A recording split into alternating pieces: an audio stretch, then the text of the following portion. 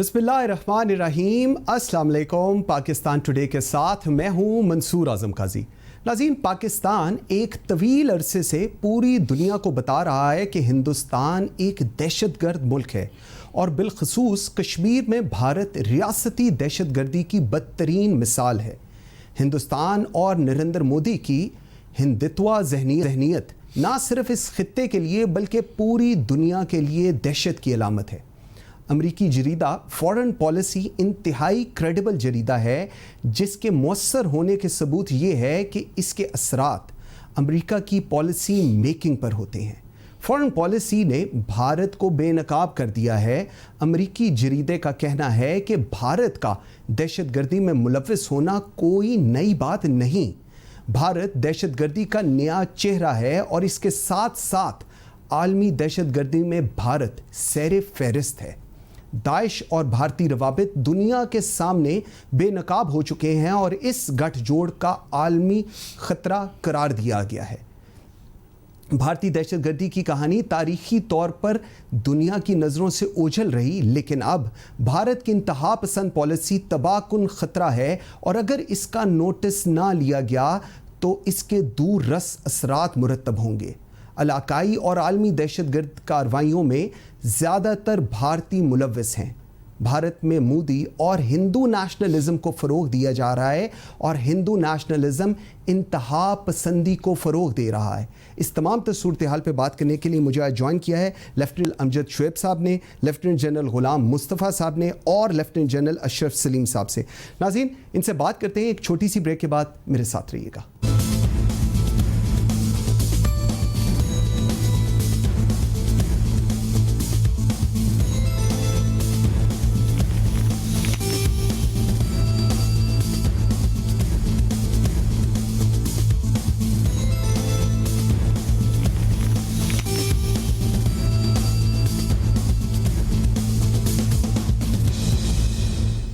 Welcome back after the break. जी नाज़रीन, मेरे साथ हैं lieutenant general Amjad Shoaib, lieutenant general Ghulam Mustafa और लेफ्टिनेंट जनरल अशरफ सलीम साहब। Sir, thank you very much जी, आप सबका बहुत शुक्रिया।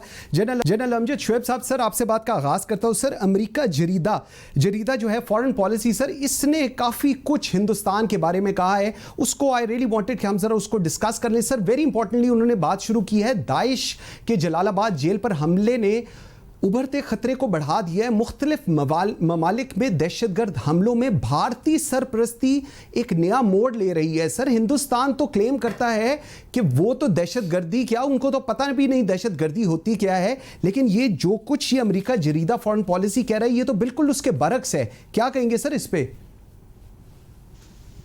बिस्मिल्लाहिर्रहमानिर्रहीम। देखिए, फॉरेन पॉलिसी मैगजीन जो है ये एक ऑथेंटिक मैगजीन है और ये ऐसे झूठी खबरें वगैरह नहीं देते। इनके आर्टिकल जो है वो यूजुअली अच्छे वेल रिसर्च्ड होते हैं और जिस ऑथर ने ये लिखा है वो इस पे किताब भी लिख चुका है और काफी उसकी ऑथेंटिसिटी अच्छी है। अब बात ये है कि मैं समझता हूं कि यहाँ फिर भी पूरी बात नहीं लिखी गई जो कुछ हमें पता है। आप देखिए, इंडिया ने सबसे पहले दाइश का किस्सा उस वक्त खड़ा किया जब सीरिया में दाइश बहुत जोर पे थी, इराक में बहुत उनका चर्चा था।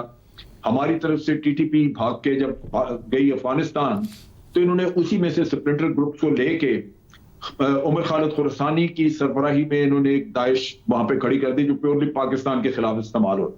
ठीक, उसको खुरासान चैप्टर का नाम दे दिया और शुरू किया। उन्होंने बाज बड़े बड़े वहां पे हमले किए जिनमें आपको याद होगा कि कोयटा में वोकला के ऊपर एक हमला किया गया था जिसमें 70-80 वकील बेचारे मारे गए थे जी। ये और इसके साथ इसी तरह के कई हमले जहां पे बहुत ज्यादा नुकसान हुआ, ये वो खालिद खुरासानी का ग्रुप करता रहा। इन्होंने बलूचिस्तान में बाज खानकाहों पे, चूंकि ये दाइश के साथ अपने आप को जोड़ते थे, लिहाजा जो हमारे हजारा पॉपुलेशन है, हजारा लोग हैं जहां कोयटा में, उनके ऊपर बड़ा जुल्म ढाया उन्होंने, उनके ऊपर कई हमले किए और आपको याद होगा कि वो बेचारे इतनी उनकी कैद हुई कि वो एहतजाज करते फिरते थे सब। बिल्कुल। अब चीज ये है कि ये तो वो पाकिस्तान के साथ कर रहे थे, दूसरा उन्होंने अफगानिस्तान के अंदर अफगान लोगों को शामिल करके और कुछ जो अब सीरिया से वापस आ रहे हैं उनको शामिल करके जो वापस आए तो इन्होंने अफगानिस्तान के लिए एक वहां पे दाइश खड़ी की, ISIS का एक खड़ा बनाया जो तालिबान के खिलाफ लड़ता रहा। ओके, उन्होंने वहां पे काफी हमले वगैरह किए।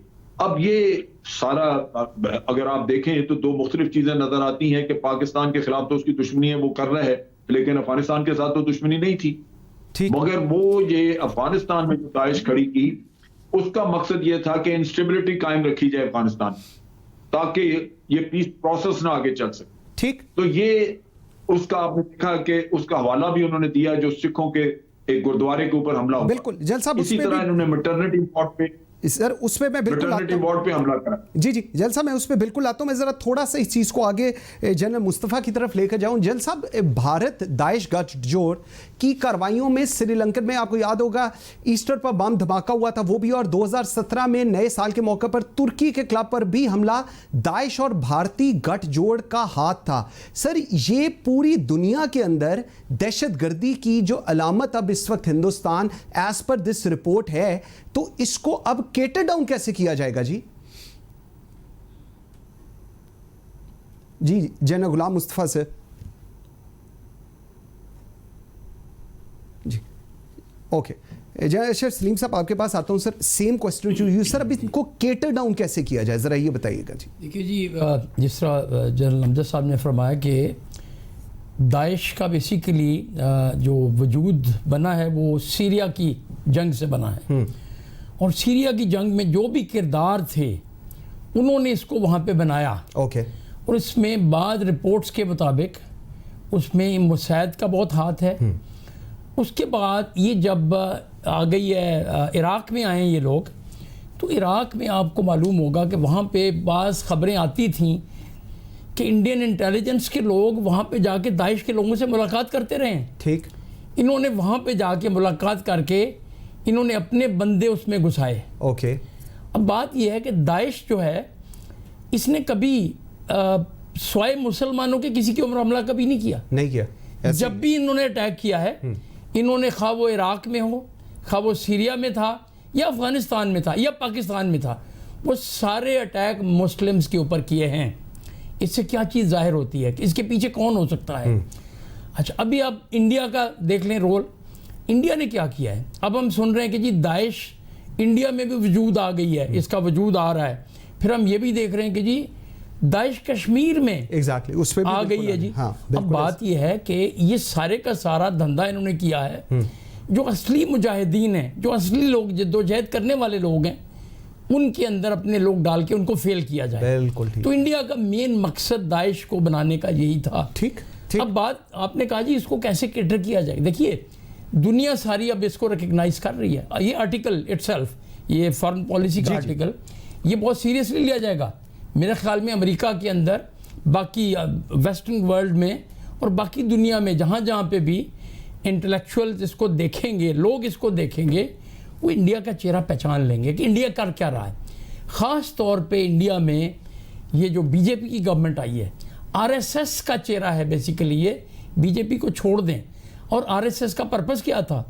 आरएसएस का पर्पस ये था कि सारी और जो वहाँ पे मज़हब के लोग हैं इंडिया में, उनको हिंदू दोबारा बनाया जाए। ठीक हो गया, ठीक हो। तो इससे आप देख लें दुनिया पहचाने की। ठीक हो गया। अच्छा, जब गुलाम मुस्तफा सर आपकी ज़रा वॉइस का आ रहा था सर, अब गोइंग फॉरवर्ड अभी एक और चीज़ जो 2017 में न्यूयॉर्क और स्टॉकहोम हमले ने दुनिया को शस्त्र कर दिया था। इन हमलों की प्लानिंग भारतीय हाथ इंतहाई परेशान कुन है सर, ये रिपोर्ट कर रहा है ये सर। अभी जिस समय जनरल साहब से भी बात कर रहा था, जनरल अशरफ सलीम से, सर अब हमने इसको केटर करने के लिए पाकिस्तान तो अपना मौक़िफ़ बता रहा है, लेकिन दुनिया को कोई इम्पैक्ट पड़ेगा? कोई इसको देख के आगे चीजें चलेंगी जी? You let me not disappoint you. जी, दुनिया इसमें कुछ नहीं करेगी।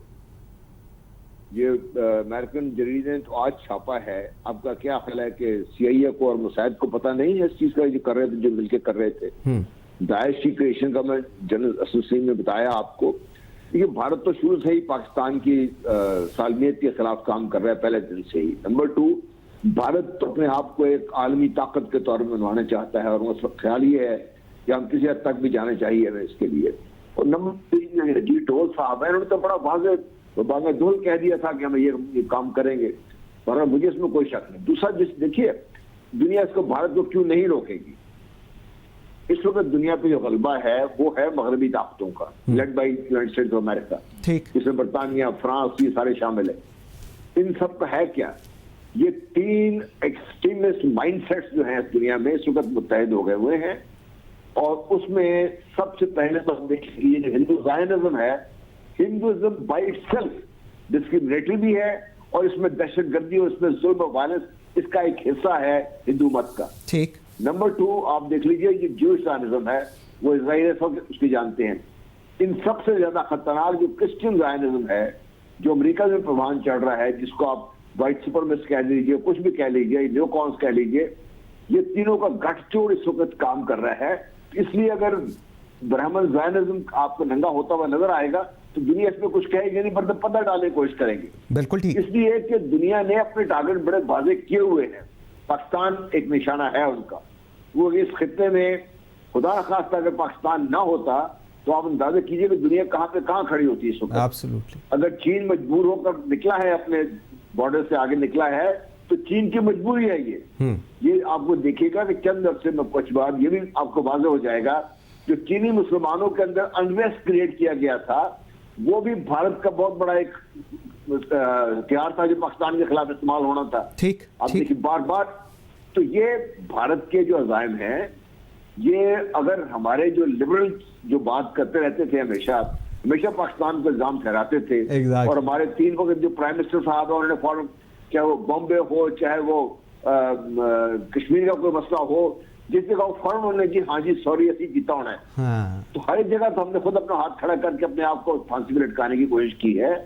हमें वाज़ेह होना चाहिए कि भारत ना सिर्फ फास्ट फ्लैग करने के लिए एक्सपर्ट है, करता है और करता रहता है, ठीक। अब भी करेगा। और बार बार हमें हमारे जो लीडरशिप है दुनिया को वार्न किया है। और दूसरा ये कि भारत ने जिस तरीके से पाकिस्तान के एक ताना बाना बुना हुआ था, चाहे वो अफगानिस्तान के अंदर के जो उनके कॉन्सुलेट बने हुए हों जहाँ पे पाकिस्तान के खिलाफ, अफगानिस्तान जैसे मुल्क में इतने ज्यादा कॉन्सुलेट बनाने की जरूरत क्या थी? बिल्कुल ठीक है जल साहब, मुझे जरा ये आपका पॉइंट बड़ा वैलिड है, मुझे जरा ये एक दफ़ा जनरल अमजद के पास लेके जाने दीजिएगा। जल साहब, जिस तरह अभी जनरल गुलाम मुस्तफ़ा भी कह रहे हैं, हम लोग भी अफगान पीस प्रोसेस की बड़ी बात करते हैं और ये रिपोर्ट यही कह रही है कि भारत दरअसल तालिबान के नज़रियात को फ़रोग देने के लिए एक जड़ और बुनियाद की हैसियत रखता है। अफगान पीस प्रोसेस को सबोताज करने के लिए हर हरबा इस्तेमाल किया जा रहा है। अब ये सारी चीज़ें सर पब्लिक हो गई, पता चल रहा है, दुनिया इस पे प्रोग्राम शुरू हो गए, पूरी दुनिया इसके ऊपर देख रही है। सो इसका इम्पैक्ट अफगान पीस प्रोसेस के ऊपर आप क्या देख रहे हैं? देखिए, पाकिस्तान पहले दिन से बार बार कह रहा है कि स्पॉयलर्स हैं जो इस पीस प्रोसेस को डिटेल कर सकते हैं, लेकिन उसके ऊपर कोई आप देख लीजिए कि अमेरिका की तरफ से कोई खास रिएक्शन नहीं आया। इसके साथ साथ आप देखिए कि अब्दुल्ला यहां आए हैं, बातचीत करके गए, लेकिन साथ ही वजाहतें देने के लिए वो इंडिया पहुंचे। बिल्कुल ऐसे लगता यूं है कि इंडिया का नैरेटिव आगे जाएगा और ये अफगान हुकूमत ये समझती है, मेरा अपना अंदाजा जानते हैं कि स्पॉयलर्स में वो खुद भी स्पॉयलर हैं, यानी अशरफ गनी वगैरह, क्योंकि उनको अंदाजा है कि अगर तालिबान के साथ कोई मामला तय पाता है, तालिबान हुकूमत का हिस्सा बनते हैं, तो अशरफ गनी सदर नहीं रहेंगे, क्योंकि उनको तो हमेशा कहते रहे कि अमेरिकन प्लांटेड आदमी। बिल्कुल ठीक। सो नेचुरली तो अपनी सदारत जाती नजर आती है, तो वो तो इंडिया का सहारा लेकर अमरीकी तो निकल जाएंगे यहाँ से। बिल्कुल ठीक। तो इन हालात में अमेरिका जो है वो ये गेम प्ले कर रहा है बहुत अरसे से, जब से उन्होंने इंडिया को ला के, आप सोच भी नहीं सकते कि अमेरिका और नेटो सबके रिसोर्सेज इंटेलिजेंस के वहां मौजूद हो, 18 साल से वो खुद बैठे हों और उनको ये पता ना हो कि उनके नाक के नीचे क्या हो रहा है वहां पे। ये एक प्रमोटेड चीज है, वो खुद कर रहे हैं ये। ठीक। तो अब इसमें जो मसला है, जो खराबी इसमें हुई है, वो ये है कि अब तो हम आजकल शोर मचाते हैं कि जनाब स्पॉयलर्स मौजूद हैं, लेकिन हमने बहुत वक्त इसमें जाया किया। आप इसको यूं ले लें, मैं आपके सामने एक नक्शा रखता हूं, वो ये है कि भारत ने अपने फॉरेन पॉलिसी के कुछ ऑब्जेक्टिव बनाए। उसमें एक ऑब्जेक्टिव था कि पाकिस्तान को दुनिया में आइसोलेट करना है। Absolutely. उसके लिए जरूरी था कि पाकिस्तान को दुनिया के सामने एक टेरर स्पॉन्सरिंग स्टेट पेश किया जाए, क्योंकि उस वक्त टेररिज्म पे लोग बड़े सेंसिटिव थे। ये पूरी दुनिया में एंटी टेरर एक वेव चली हुई थी, जिसके ऊपर कह दिया जाए अगर किसी को कि ये टेररिज्म कराते हैं या इनकी अपनी पॉलिसी, स्टेट पॉलिसी का हिस्सा है, ठीक। तो वो तो गया, पूरी दुनिया उसको कंडेम कर। बिल्कुल ठीक। एक ये, दूसरा ये था कि उन्होंने टेररिज्म को इस्तेमाल करना है पाकिस्तान को अंदर से कमजोर करने के लिए। आप मानते हैं कि हमारी $150 बिलियन का इन्वेस्टमेंट का नुकसान हुआ या हमारी इकोनॉमी को सेटबैक हुआ, वो उन्होंने कराया आप यहां टेररिज्म करा के। अब जब ये टेररिज्म कराते हैं तो फिर दूसरा जो पॉलिसी का हिस्सा है वो उन्होंने दुनिया को ये बताना है कि पाकिस्तान में जो कुछ हो रहा है वो हम नहीं करा रहे। ओके। लिहाजा एक तरफ उन्होंने अपने आप को डिफेंड किया, दूसरी तरफ उन्होंने आपको आइसोलेट करने का काम किया। तीसरा जो फायदा उन्होंने उठाना था वो ये था कि ये परमानेंट बहाना उनके पास रहे कि कश्मीर पे बात नहीं हो सकती जब तक कि ये पाकिस्तान टेररिज्म बंद करता है, क्योंकि आपको दुनिया में उसने टेररिस्ट स्टेट बना के पेश कर दिया। बिल्कुल ठीक। हमारी इतनी बड़ी कोताही है कि हमारे लोग मरे 70,000, हमने टेररिज्म नहीं कराया, हम टेररिज्म का शिकार हुए, लेकिन एक कामयाब पॉलिसी या प्रोपेगेंडा और अमेरिकन सपोर्ट के साथ दुनिया में हम टेररिस्ट कहलाए। और उसके नतीजे में आप देखिए जब पुलवामा में हुआ, जैल साहब मुझे एक घंटे के अंदर अंदर इल्जाम लगाया कि पाकिस्तान ने कराया। जैल साहब मुझे जरा इसके शाम तक जैल साहब मैंने इस पे आपके पास एक बात मैं, जी प्लीज एक सेकंड, मैं एक चीज बात कर दूं कि शाम तक, उस दिन रात तक तमाम बड़े मुल्कों ने भारत को यह कहा कि India retains the right to retaliate. ये सबसे बड़ा लॉस है जो आपने समझा कि आपकी सोवरेनिटी वायलेट की वहां पे, और किसी ने क्वेश्चन नहीं किया, कंडेम नहीं किया, यहां तक कि चाइना ने कंडेम नहीं किया। ठीक हो गया। अच्छा, क्योंकि दुनिया आपको टेररिस्ट मानती है। ठीक हो गया। आप चाहे नारे लगाते रहे कि सर ठीक, आपका पॉइंट आ गया जैल साहब, वो कह दिया। जैल साहब आपका पॉइंट आ गया बिल्कुल। अच्छा सलीम, बड़ी इंटरेस्टिंग चीज़ है सर। अब सर जो भारतीय दहशतगर्दों के खिलाफ अफगानिस्तान में दाइश से मिलकर लड़ने के सबूत हैं, और दाइश भारत गठजोड़ के नतीजे में दहशतगर्दी में सिर्फ इजाफा हो रहा है, ये भी रिपोर्ट में कहा गया है। सर अब इसको अगर आप लिंक करें अफगान पीस प्रोसेस के साथ और Daesh, Hindustan and all that, इसका आउटपुट क्या आप देख रहे हैं? इसकी जी पहली बात यह है कि दाइश को जिस तरीके से एक्टिवेट किया गया अफ़गानिस्तान में, और आजकल जिस तरीके से दाइश वहाँ पे काम कर रही है, जिसकी लास्ट एग्जांपल आपने देखा जलालाबाद की जेल के ऊपर जो हमला किया था, इसके अलावा और भी बहुत सारे छोटे छोटे हमले ये लोग करते रहते हैं डिफरेंट जगहों के ऊपर। उसका सारे का मकसद ही यही है कि अफ़गानिस्तान में अगर जिस तरीके से प्रेसिडेंट ऑफ USA उन्होंने जो अनाउंस किया है कि हम तो 25 दिसंबर से पहले क्रिसमस से पहले हम तो निकल जाएंगे, अफ़गानिस्तान को के अंदर एक ऐसा सिस्टम छोड़ के जाएं जिसमें गवर्नमेंट की फोर्सेस हैं, जिसमें दाइश है और जिसमें तालिबान होंगे ना। तालिबान सटनली अपनी हुकूमत बनाने की कोशिश करेंगे, वो लोग शायद काबुल पे भी हमला करें, बड़े शहरों पे भी हमले करेंगे। बिल्कुल ठीक। अब ये क्लैश के अंदर दाइश क्या रोल प्ले करेगी, जो कि अमेरिका की और इंडिया की स्पॉन्सर्ड दाइश है, बिल्कुल सही, जिसको के ये सारे मिलके लॉजिस्टिक्स फ्राहम करते रहे। तालिबान ने मुतअद्दिद बार ये शिकायत की है कि इनकी मूवमेंट के लिए, इनकी लॉजिस्टिक्स के लिए वहाँ पे हेलीकॉप्टर्स यूज हुए हैं। Exactly. ये तक शिकायतें आती रही वहाँ से। बिल्कुल। इसका मतलब क्या है? इसका मतलब ये है कि अगरचे अमेरिका वहाँ से निकल जाएगा, इसके बावजूद अफगानिस्तान में अमन नहीं होने देना। अफगानिस्तान में ऐसी सिचुएशन रहे कि वहाँ पे तालिबान इक़्तिदार को अगर आ भी जाते हैं तो उनको फिर भी उनके लिए मुश्किल बिल्कुल ठीक क्रिएट की जाए। बिल्कुल ठीक। तो ये जब सारी चीज़ें आप देखते हो तो इंडिया का चेहरा, हम ये कहते हैं इंडिया स्पॉइलर है, इंडिया बहुत बड़ा स्पॉइलर है, छोटा सा स्पॉइलर नहीं है। इंडिया अग्रेसर है, इसके बावजूद अपने आप को वो शो करता है कि हम जी टारगेट हैं। हाँ। बिल्कुल ठीक है। जल साहब एक छोटी सी ब्रेक लेते हो, जिस वक्त हम ब्रेक से वापस आते हैं तो जनरल गुलाम मुस्तफ़ा से भारतीय दहशतगर्दी की जो अफगानिस्तान और शाम को बेस बनाकर दहशतगर्दाना कार्रवाइयों में हिस्सा ले रहा है, इस पर बात करेंगे। मेरे साथ रहिएगा।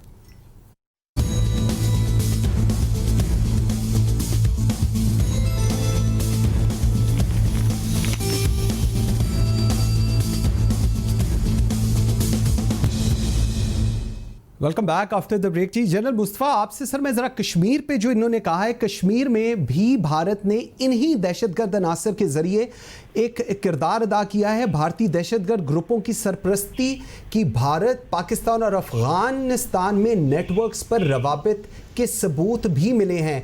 दाइश ने भारत में मौजूद अपने दहशतगर्द जो ग्रुप्स हैं का, जिनका बाज़ाब्ता ऐलान भी उन्होंने किया था, और दाइश का यही ग्रुप कश्मीर में भी मुलव्वस है। अमेरिकी जरीदे की सर ये रिपोर्ट है कश्मीर को लेकर, क्या कहेंगे सर इस पे? देखिए, ये तो बिल्कुल वाज़ेह है कि कश्मीर के अंदर जिस तरीके से इंसानियत की तस्दीक की जा रही है और जिस तरीके से दुनिया इतने खामोश है, ये सैंक्शन्ड है सारा कुछ। मोदी साहब को टाइम दिया गया है कि आप ये कर लीजिए, आप कश्मीर को हजम कर जाएं, उसके बाद हम आगे काम करेंगे। इसलिए दुनिया इस पर बात नहीं करेगी। दुनिया इसको, ये रिपोर्ट आ गई है, बहुत अच्छा, इसके आगे दुनिया कुछ करने को तैयार नहीं होगी।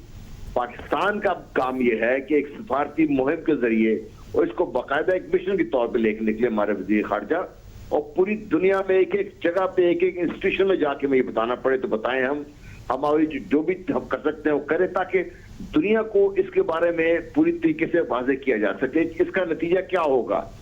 नतीजा इसका ये होगा कि भारत का ख्याल ये है कि सिर्फ जनरेशन वॉरफेयर के जरिए, टेररिज्म के जरिए, प्रॉक्सी वार के जरिए वो कश्मीरियों को खत्म कर देगा, तो ये तो पॉसिबल नहीं है।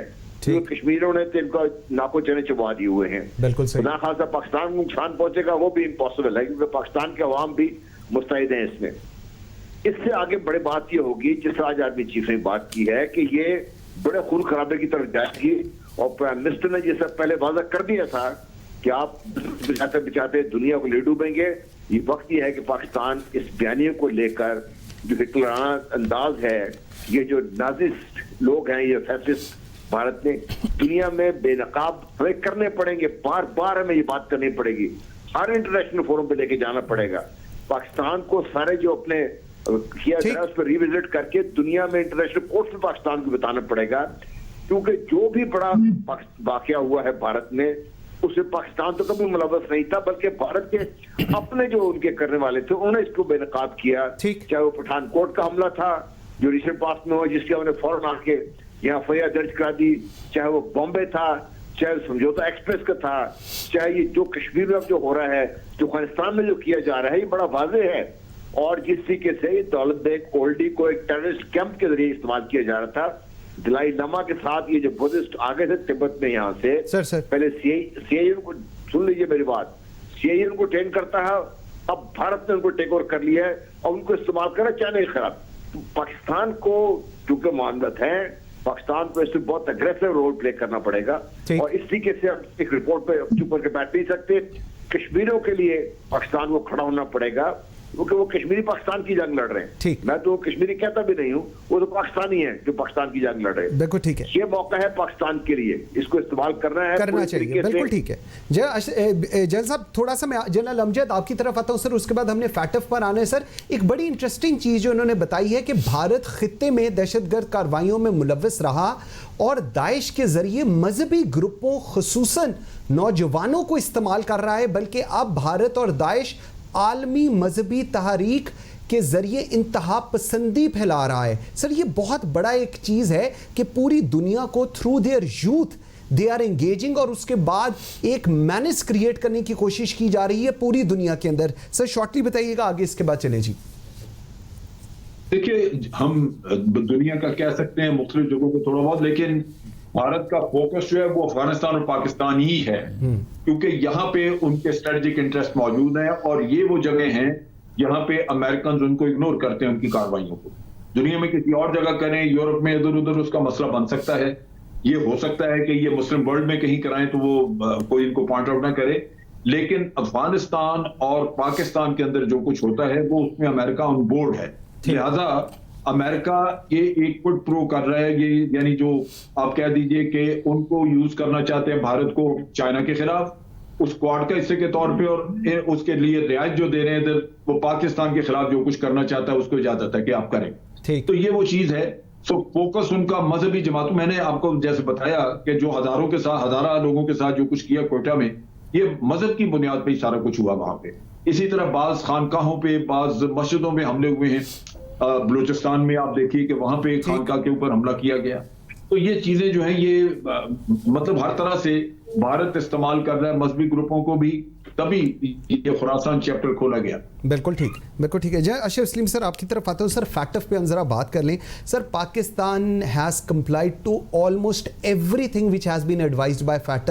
हमने बिल भी पास करा लिया, ऑपोजिशन के अंदर रिजर्वेशंस थे, regardless of everything has been done. Pakistan का स्टेटस अब आप क्या देख रही हैं फ्रॉम द ग्रे लिस्ट?